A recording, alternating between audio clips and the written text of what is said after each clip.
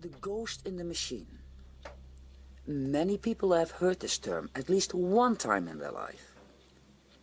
It was a paper which was written by Vic Tandy and published in April 1989 by the Journal of the Society for Psychical Research.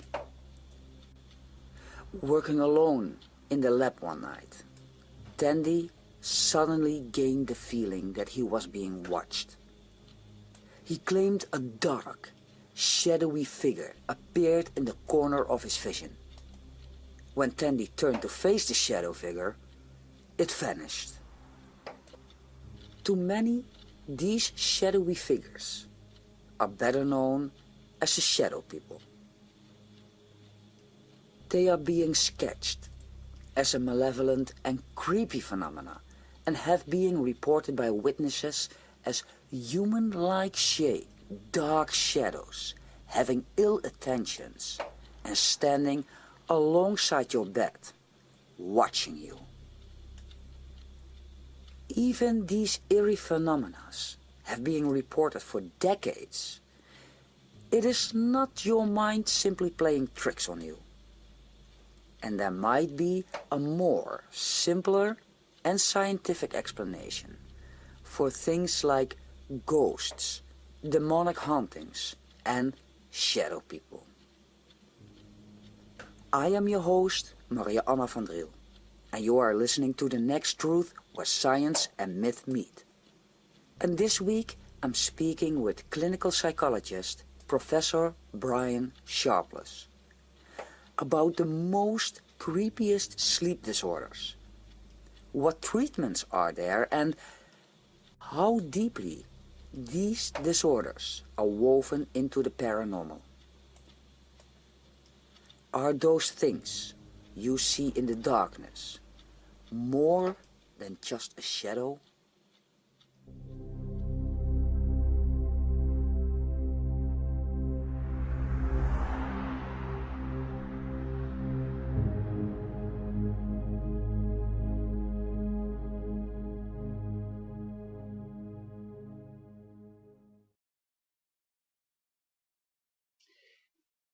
Dr. Sharpless, welcome to the show of The Next Truth, where science and myth meet. I know your schedule is a tight one, and therefore I would like to thank you for lending our listeners some of your time and letting them peer into your career, your theories, and research conducted within the complexity of clinical psychology. Yeah, my pleasure. You're welcome. I thought that I understood that you gained a new position and that you became a full professor. So my apologies for incorrect titles and etc. No problem at all. You are a clinical psychologist. Yep. But clinical psychology, in my opinion, isn't psychology always clinical? I mean, psychology is the science what is focusing on the confused human mind and the behaviors that come here.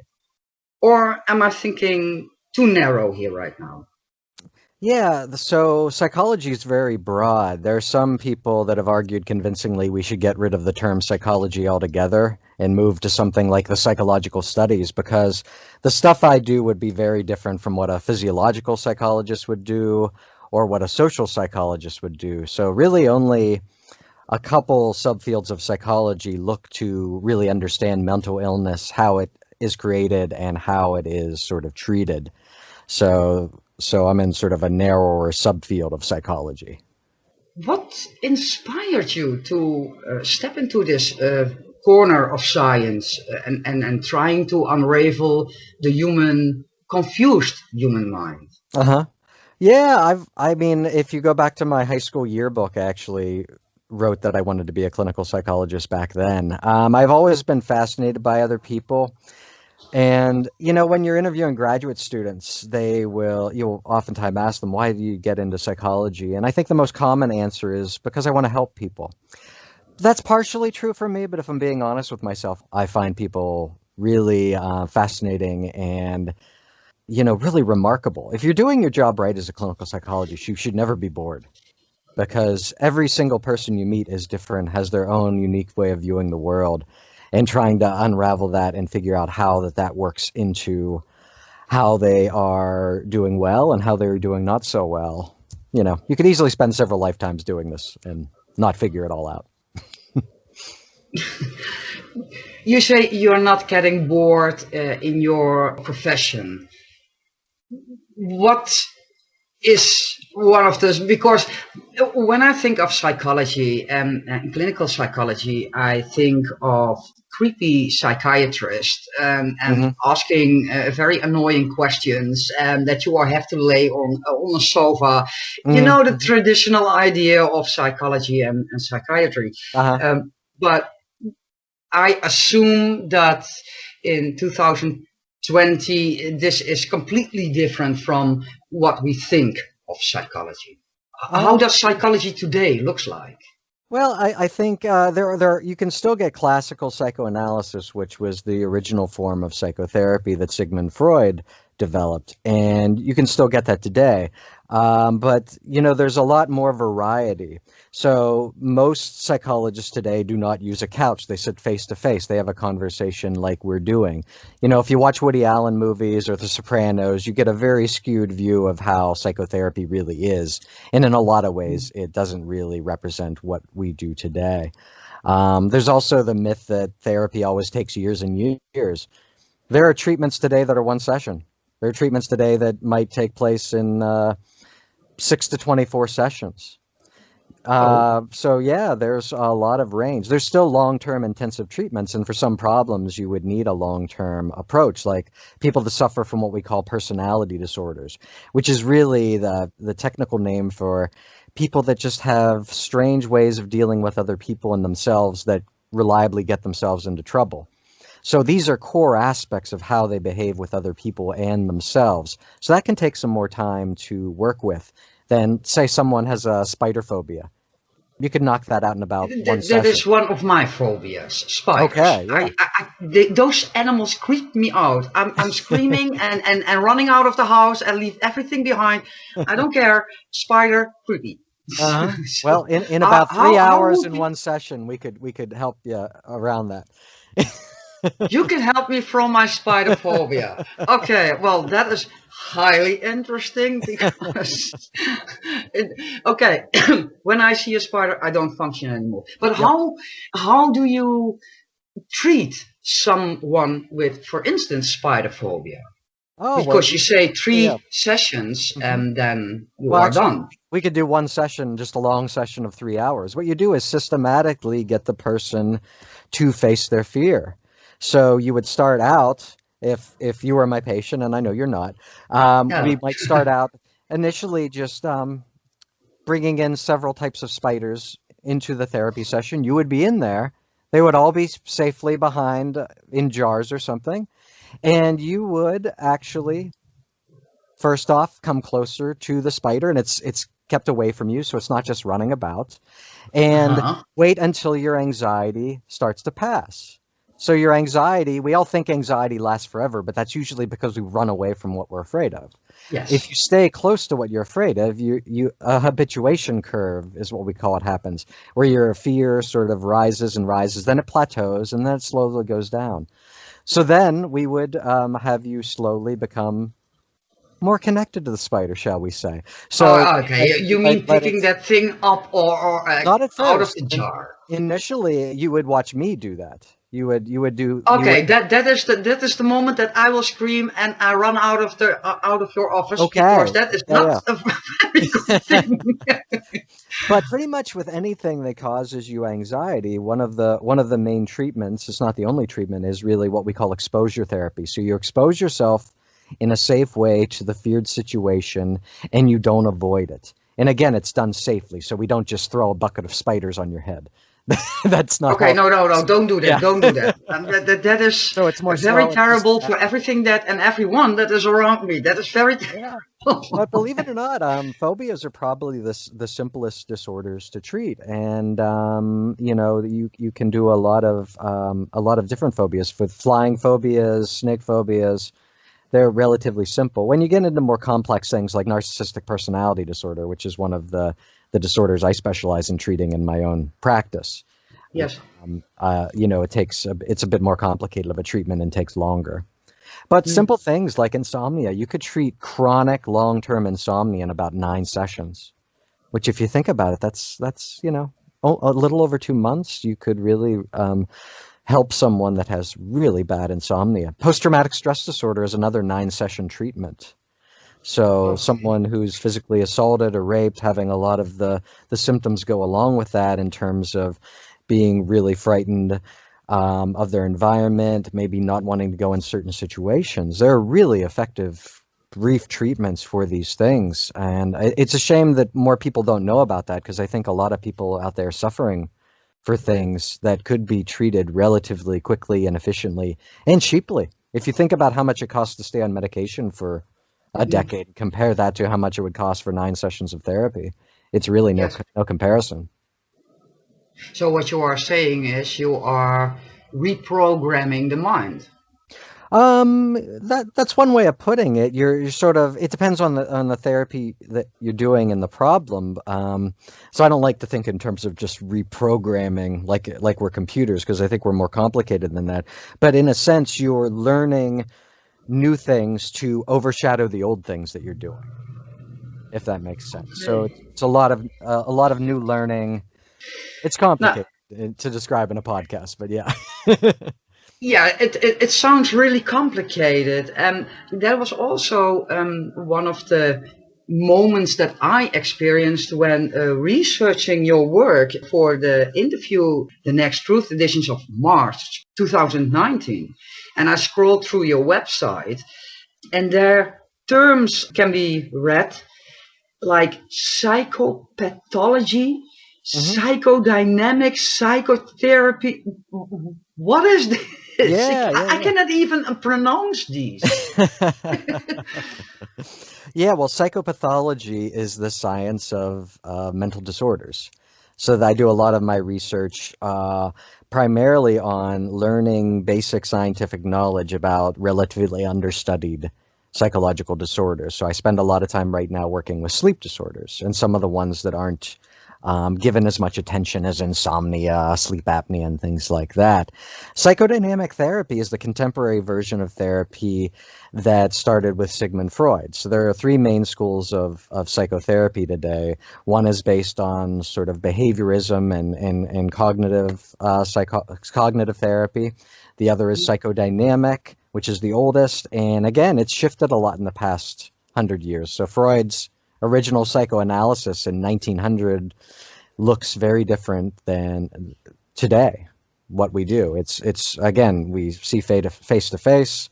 It's more conversational, and it's a lot shorter in a lot of cases. So there are psychodynamic treatments that are 8 to 10 sessions, as opposed to meeting 4 times a week for 2 years, which is what original psychoanalysis could be like. Well, I think that I should scroll through the internet for the next 2 weeks to understand these terms. But you mentioned sleep disorders. Yes. Well, one of those sleep disorders that many people are talking about is sleep paralysis. And during sleep paralysis, many, should I say victims, or should I say patients, or patients, sufferers, whatever you want to say. I don't get too hung up on the terms. I will call them patients. Okay. So many patients experiencing sleep paralysis report seeing creepy stuff. And in the paranormal world, these creepy things, shadows, are better known as shadow people. What causes sleep paralysis? Well, it is a scary event, and so if your audience members might have had it would look like this. So either you're going to sleep or you're waking up and you find yourself completely unable to move. So you know what it's like when you get up and you're tired, your limbs feel heavy. It's not that. You are physically trying to move your body and you can't. Along with that, you might also be seeing things in your bedroom that are not actually there. So you're dreaming Like my while you're husband. awake. Right, exactly. I'm so sorry. I'm so sorry. No, no, I that's shouldn't fine. have said that. No, that's fine. Okay, please Your personal life's up to continue. you. This was a moment of silliness. Okay, That's now fine. Like please silliness, but continue. You so see things in your bedroom that are really not there, yeah, or so that you are hallucinating, yeah, to so you're say having so. dreams while you're awake, so there are hallucinations. Not everybody has that, but a good number of folks do. And what's going on during sleep paralysis is that you have two aspects of rapid eye movement sleep going on when you're awake. So what causes sleep paralysis is those two aspects of REM sleep don't end when you achieve consciousness, but they keep going.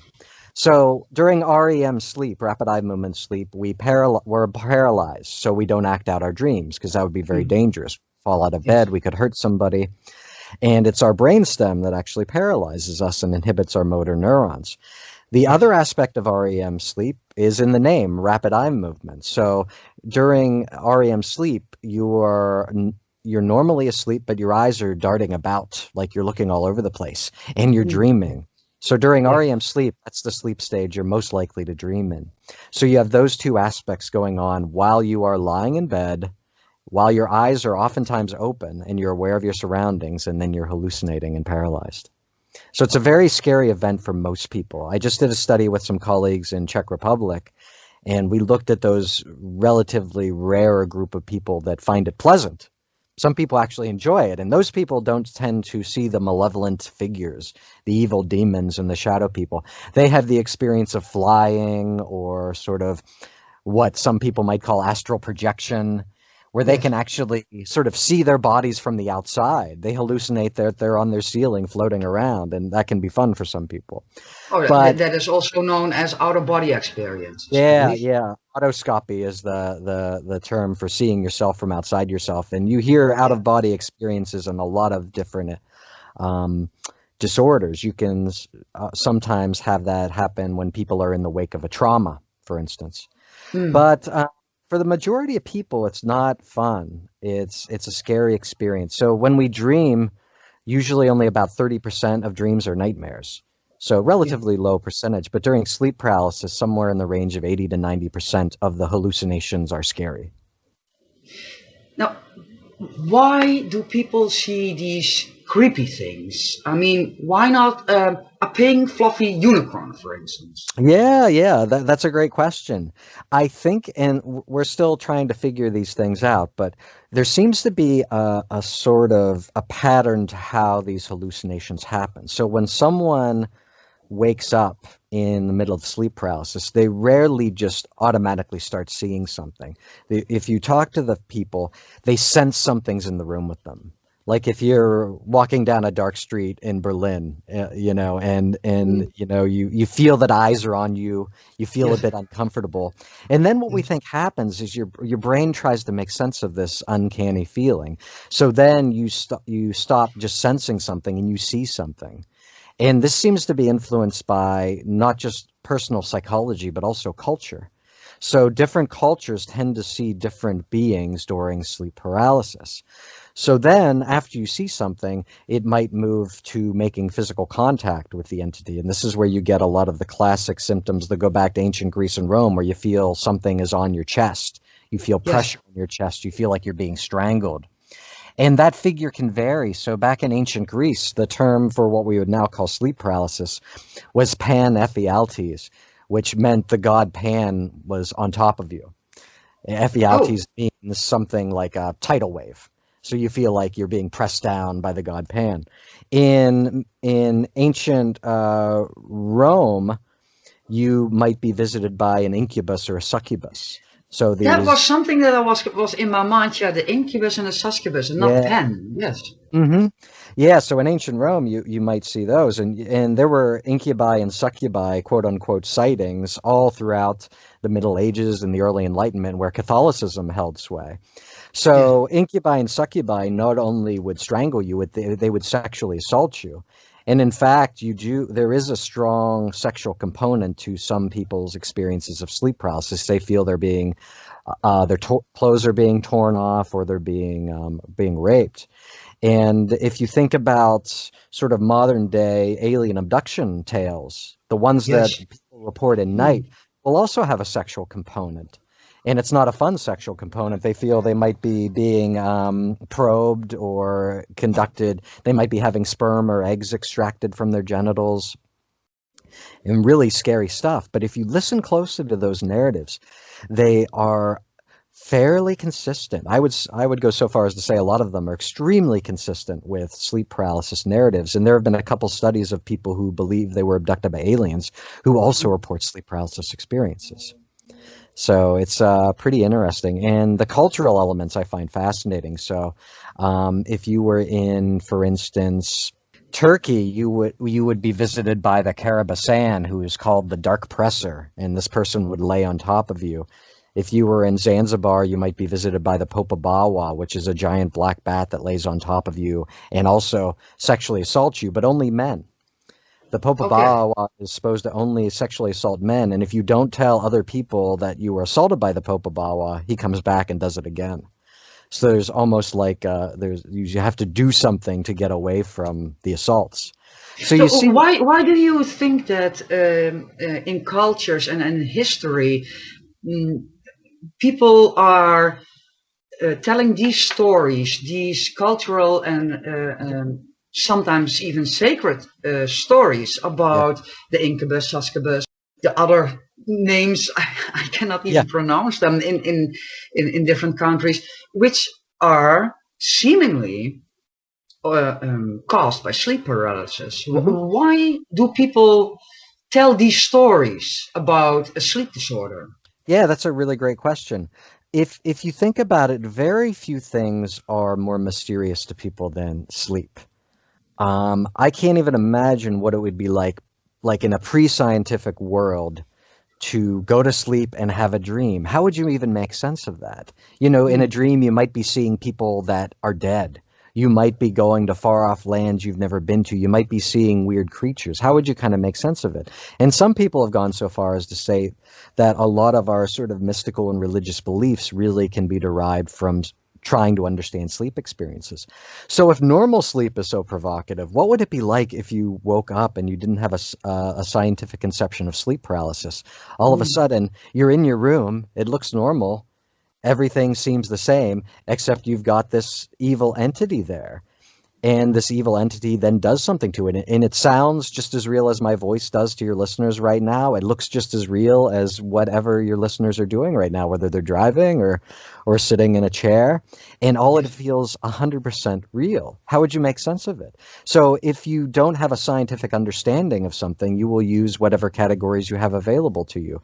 So if you're a religious person, you might be visited by a demon. You might be visited by some other sort of supernatural figure. If you are maybe interested in extraterrestrials, you might sort of experience it as an extraterrestrial and use that to explain it. If demons are a bit passe, well, how about interdimensional shadow people? Maybe that's a plausible way to understand this strange event. So, I mean, humans just in general, we have to make sense of things. It's very uncomfortable for us to have no idea what the hell happened. And if we have Otherwise, something, otherwise the brain is lost out in space and yeah, confused, and yeah. So we we got to make lose sense of grip it. in on reality, on classical reality, that is. Yeah, I think we just have to make sense of things. And the stranger an event is, I think the more noticeable not having an understanding would be. So I think we have to try to make sense of these things. And that's where the individual elements come into play. So I just did a study last year where we asked people what they actually saw. And what was interesting is when we asked if they saw humans, less than half the people saw somebody they knew. But of those, a lot of them saw recently deceased relatives. So if you think about old vampire mythology, not the Hollywood vampire mythology, but Mm. Eastern Slavic mythology, it would usually start with a death in a small village, and then the person's family would be the first ones that were afflicted. by these things. So it's interesting And how that's an experience as such can be explained as a near-death experience. Oh, well, not necessarily where I was going with that. It could maybe in another way, but I was thinking if you go through a death and maybe your first experience with death. So a lot of the students that we interviewed this was their first experience with death, happened recently. A grandparent died. Those people are in your mind and they might get worked into your dreams and also your sleep paralysis experiences. So people would see the recently deceased relative during their sleep paralysis episodes. But whereas they might have had a great relationship with them in normal life, the relatives were doing very scary things. They were saying mean things. They were potentially attacking them. So I think we work in what is going on in our own lives, and we work in sort of broader cultural narratives into it. So here's another example. If you experience sleep paralysis in Newfoundland, you would experience being what's called ridden by the hag. So a witch or I've heard about that. yeah, would actually be on top of you. And the Old English term haggard, which means tired, derives from hag rid, or ridden by the hag. So you can see how pervasive these things are, even at a linguistic level. Did you have experienced yourself something as in sleep paralysis or another sleep disorder? By and large, I don't experience the things that I study. I experienced sleep paralysis only once, and it was 7 years after I started studying it. So it was really funny. I was, and I wrote about this in a chapter, so it's fine to talk about. I don't care about telling about personal stories like this, but so I was actually in the UK giving a talk at Goldsmiths University of London on sleep paralysis. I flew back to Washington State at the time, which is about a 9-hour flight. So it's a really long flight. And I was drinking on the flight. I was jet lagged with the time difference. Then I got home, drank a little more with my girlfriend. And then we went to sleep early. But before we did that, we watched a movie on sleep paralysis that had just come out called The Nightmare, which is a documentary about sleep paralysis. And Oxford University Press wanted me to review this, because my book on sleep paralysis and this came out the exact same time. It was perfect time. So we're watching this, and then we went to sleep. And I woke up probably around 3 a.m., and my door in my bedroom slowly started to open. And I even see moonlight coming in from the window. And I thought, that's pretty weird. And then I realized I couldn't move, and I saw this black face, like almost looked like somebody wearing a ninja mask, except with glowing red eyes. And this thing peered in from the hallway looking at me. And I said, "Oh my God, you're having sleep paralysis." And so, yes, I was aware of what was going on. And then the figure came closer, and its neck extended, kind of like a long giraffe. And it looked like the equivalent of a 5-foot neck. And the face was staring at me, like staring directly at me. So if I had no understanding of sleep paralysis, this would have been horrifying, because I couldn't move and I'm seeing something invade my bedroom, right? But so I watched it for a few seconds, and then once my movement returned, the hallucination went away just like that. And my door was actually completely closed. So I had not only hallucinated the figure, but I hallucinated the door opening and the moonlight coming in from the hallway. So that was my only experience. It's not only creepy, that is terrifying stuff for horror movies. Indeed. Yeah, but it was fun and it's funny because everybody. You call that fun? Yeah, because I've never experienced it. So and reporters would always ask me when they interview, "So is this something that you suffer from?" And I said, "No, I can't wait for it to happen." So because I do want to. Now I can understand more of what it's like for the people I do work with that have it. I personally have also experienced this sleep paralysis only once in my life. I woke up, as everybody reports, but I couldn't move. I was completely paralyzed, and I was looking to the right into the corner in my bedroom. Yeah. And there was a figure standing, but it was not a shadow people or creepy thing at all. The creepiness for me was that I couldn't move and somebody was in my bedroom that didn't belong there. That was that's pretty scary. But this was just a grayish with gray shadow things, but I could clearly see that it was a male, a young male, looking like a student, holding a clipboard, watching me, observing me. So I don't know why I saw that instead of creepy black shadows with red eyes or as you say, long necks, but just a student holding a clipboard. Yeah. But so I wasn't there. I was later. I was aware of what was happening, and I thought to get out of there. So I did.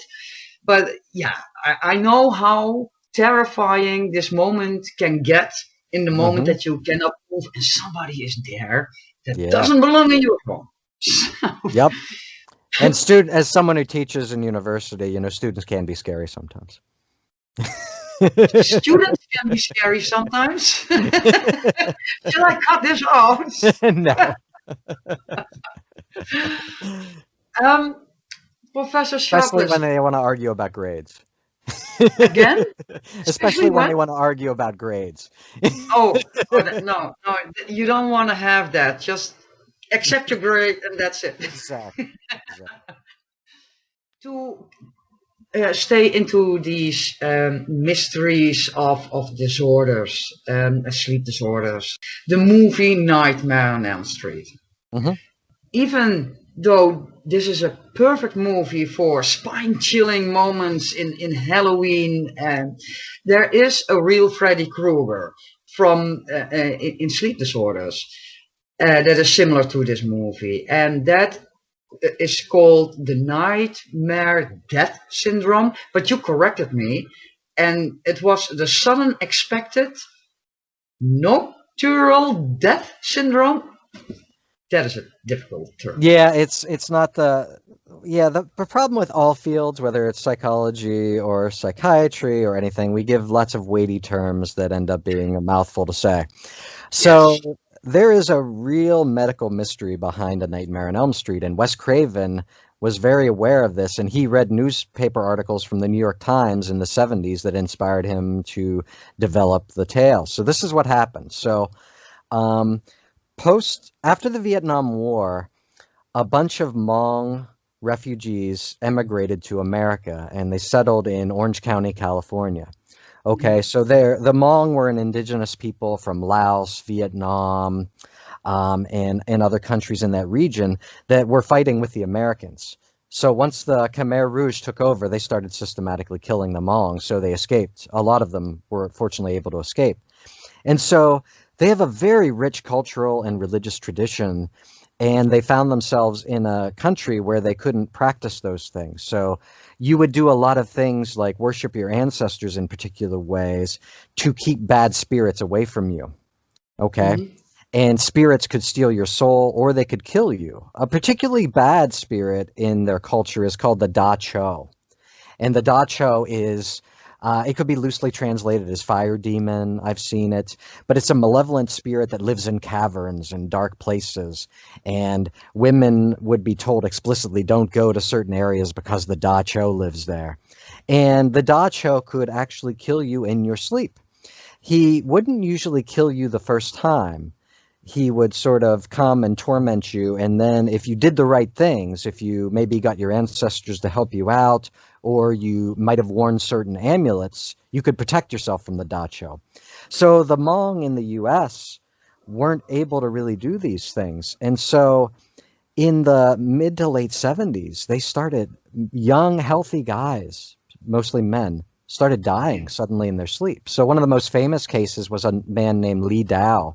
I think he was like 35. He was a medic, pretty healthy guy, and no health complaints. And he was a medic, so he knew what was going on with bodies, presumably.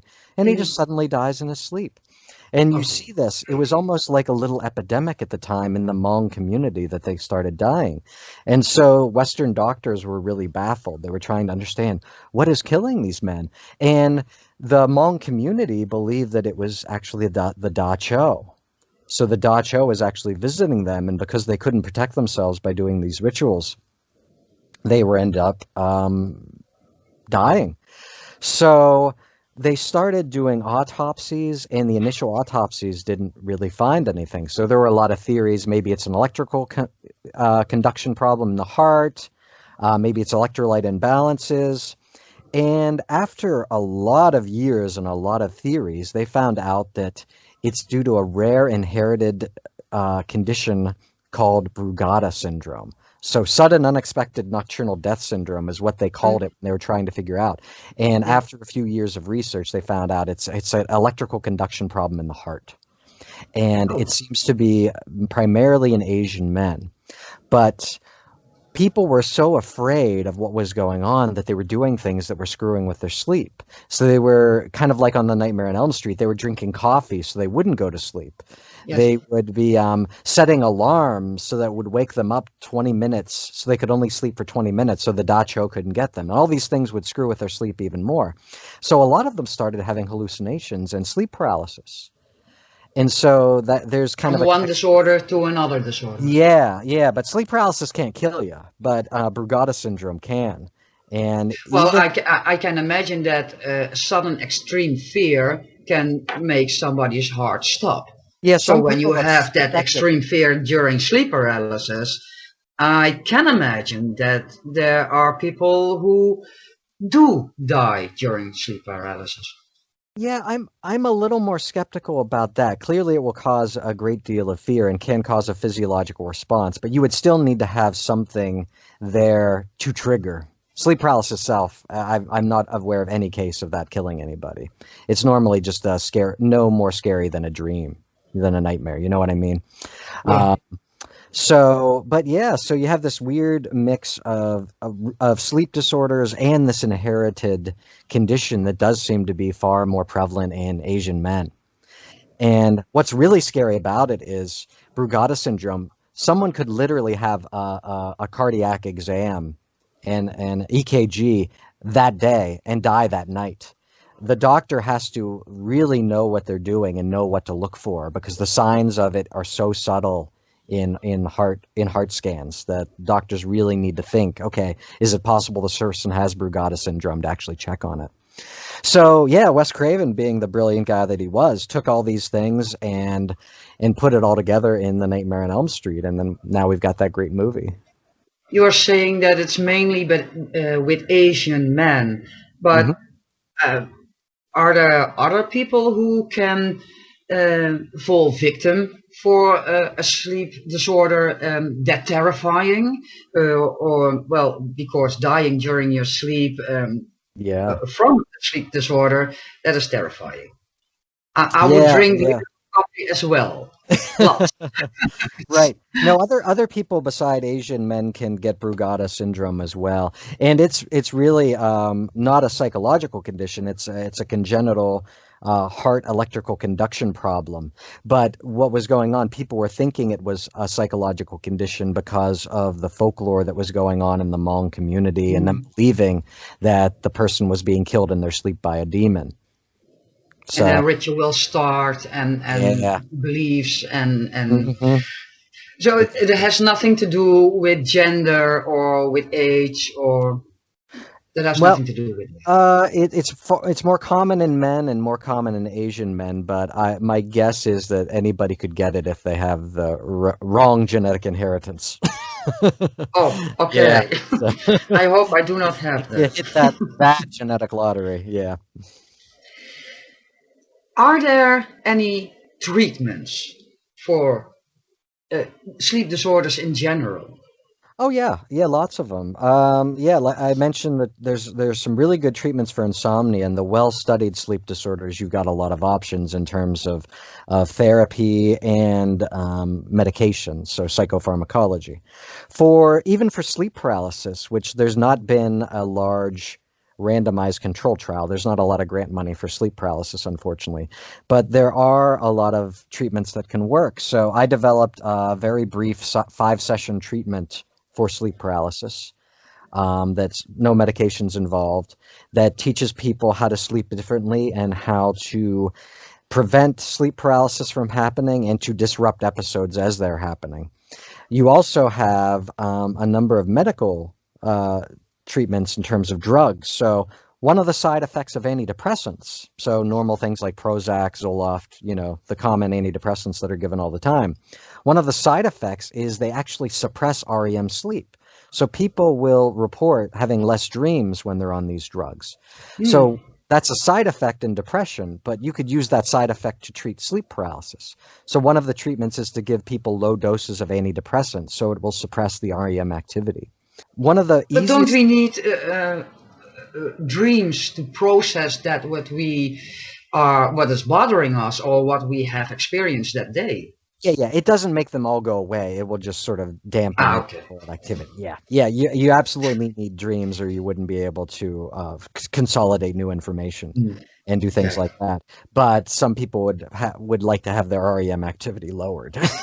Okay. And people who drink before bed are especially prone to sleep paralysis because that's also an REM suppressor. But it only suppresses it until the alcohol's out of your system. So what happens is people get a big burst of REM activity towards the end of the night, and then they wake up with a sleep paralysis episode. Oh. Simple things that your listeners could do if they suffer from it. The easiest thing is don't sleep on your back. The majority of cases of sleep paralysis happen when people are sleeping on their back, and especially if they have a little bit extra weight, that makes their sleep more disturbed because they're having pressure on the chest then. Bingo. Yeah. So sleeping on your side seems to be the best thing. Not drinking before bed, not using stimulants before bed, and practicing what we call good sleep hygiene. So going to bed and waking up at the same time every day, even on the weekends. Regulating your sleep, don't go to sleep with podcasts on, unless it's The Next Truth. That's okay, of course. But thank you. Yeah. But yeah, I mean, you really should only be doing 2 things in the bedroom, and one of them sleep. Okay, do I want to know the do not explain that. I think there are also 18 minus people. Leave that out. They will come to that in a couple of years. But yeah, you should not work in bed. You shouldn't watch TV in bed. If you really have sleep problems, that's the first thing you should try, is just going to bed and waking up the same time every day and not doing anything in bed except sleeping. Well, it seems that I am doing all the wrong things and that I am a perfect candidate for a lot of sleep paralysis moments, because I watch documentaries before I go to sleep. I eat something before I go to sleep. I drink a lot of coffee before I go to sleep, etc., etc. And I sleep on my back for years already. And I only witnessed it and experienced it once. So I'm doing all the wrong things, but you only had it once. Yeah, exactly. And there are a lot of different things that make sleep paralysis more likely than that. So a colleague of mine identified a genetic component. So people that have a particular mutation on the PER2 gene will be more likely to have sleep paralysis. And we've known for years that it runs in families, but we weren't able to locate sort of where that was. But yeah, I mean, you might have really good sleep. So if you don't have insomnia and you feel refreshed when you wake up, all those things will make you less likely to have the other sleep disorders. If your sleep's all over the place and very disruptive, if you have one sleep disorder, you're more likely to have others. So people that have you mentioned insomnia several times now. Yes. I constantly think about that movie Insomnia. But what is insomnia from a clinical psychology point of view? Yeah, it is essentially you're not sleeping as well as you would like, either in terms of the quality or the quantity. So one of the big myths about sleep is you need 8 hours. Some people don't. I need like 5 hours. I'm perfectly fine with 5 hours of sleep. My girlfriend, she needs like 9, maybe 10 to feel as good as I would feel on 5. So there's no sort of set threshold when people are feeling an insomnia in terms of hours, but it's in terms of, do you have problem going to bed? Does it take you more than 30 minutes to fall asleep? Do you wake up an hour early? When you are awake, do you feel tired throughout the day and you don't feel rested even when you're in bed? All these things are associated with insomnia. So to be diagnosed with that, you do a clinical interview with somebody to fill out some forms and figure out if you have insomnia or not. And that sort of is really nonspecific. It's kind of like the equivalent of a medical fever. Insomnia can be caused by all sorts of things. It can be caused through bad habits, bad ways of sleeping, but people who are depressed are usually, that's one of the core symptoms of depression is insomnia. People who are very anxious and worry a lot, they tend to have insomnia at higher levels too. So when you're trying to treat the insomnia, you have to figure out what's driving the insomnia, and then you focus on those things. Now, I just mentioned before, in the beginning, I mentioned that your interview in the Next Truth editions of March and April, by the way, 2019, you stated, I find people fascinating, especially the strange things they feel, say, and do. What do you mean by strange things? Yeah, well, I think all of us have interesting, what I would call pockets of belief. So I'll bet you if I had a conversation with every member of your audience, I would be able to find one conspiracy theory that they really believed in. That, some of these things sound wacky, but I think that one's true.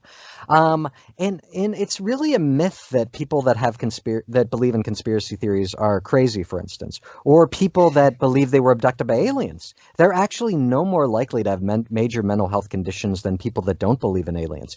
But they have this one very strong belief that is unusual and sort of sets them at odds with the majority of other people. There are things that I believe that are probably fairly strange. And I think all of us have those, and I'm really fascinated by how that happens and sort of the extent of those things and how they impact people. So one of the things I really love about my job in terms of doing clinical work is that people tell me things they don't tell anybody else, even their wives, their husbands, their parents. And I get really an unfiltered window into what they really feel and think, and you learn really amazing things. When I think in strange behavior, strange things, I also think of Capgras delusion. There are people who say that this disorder is not a disorder in a psychological manner, but looking beyond the classical reality, beyond the known realms. What do you think? Capgras delusion. What do you think? Yeah. Well, that is characterized by people who believe that the important people in their life have been replaced with identical looking but inferior duplicates. So your wife is not really your wife. She might look like your wife, but she doesn't treat you like your wife is. She's somebody else. And you might have the corresponding delusion that this person actually kidnapped or killed your real wife.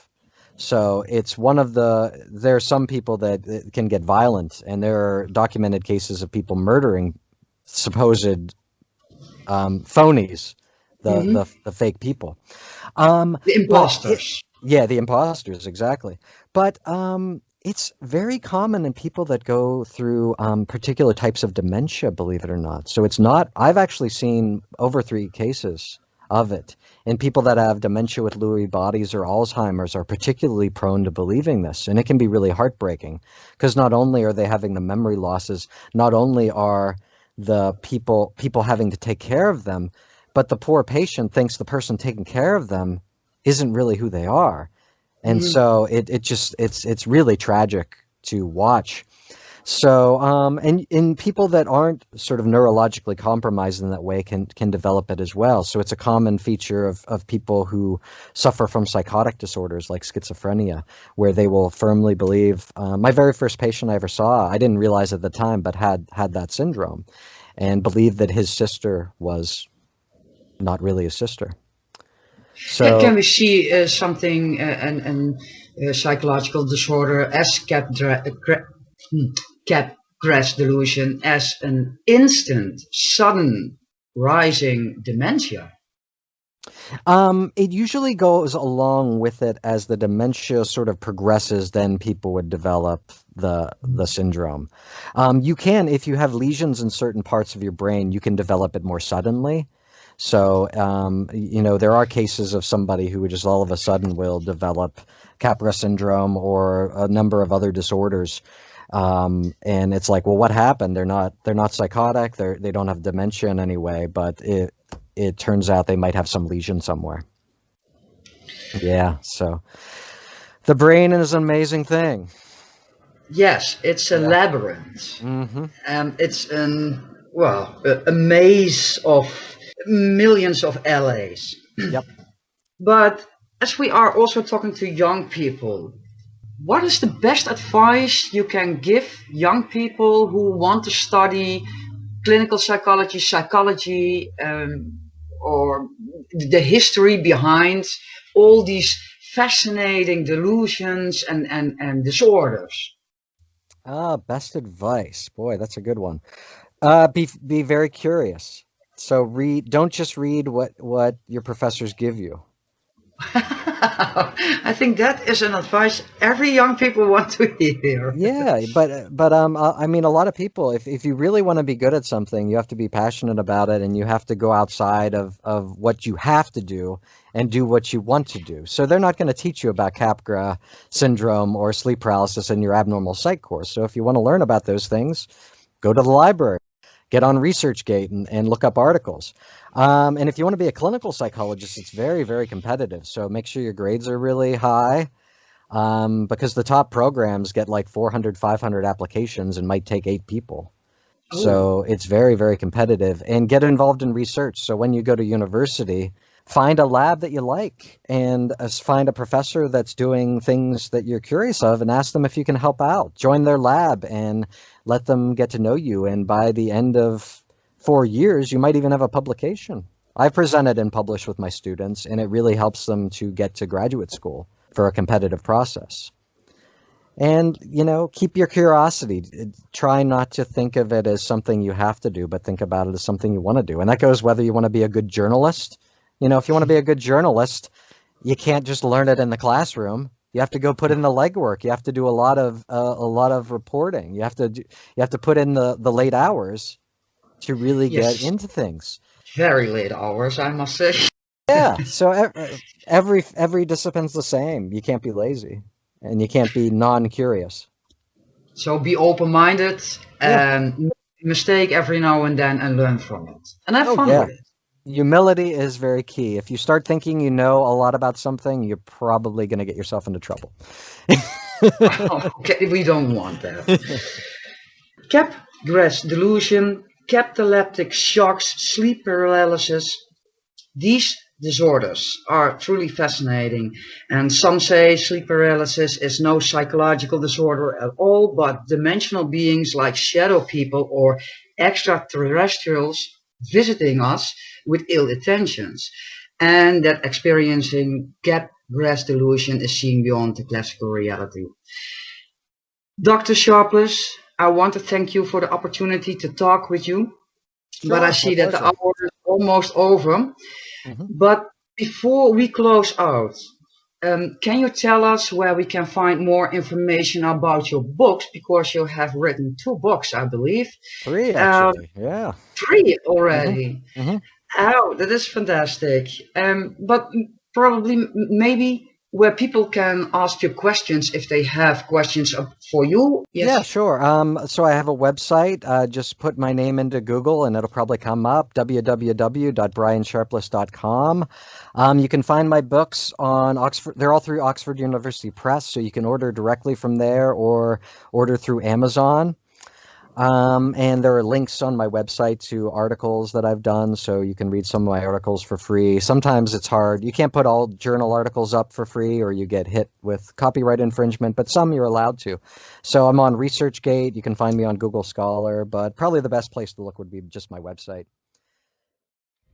Thank you all for tuning in this week on The Next Truth, where science and myth meet.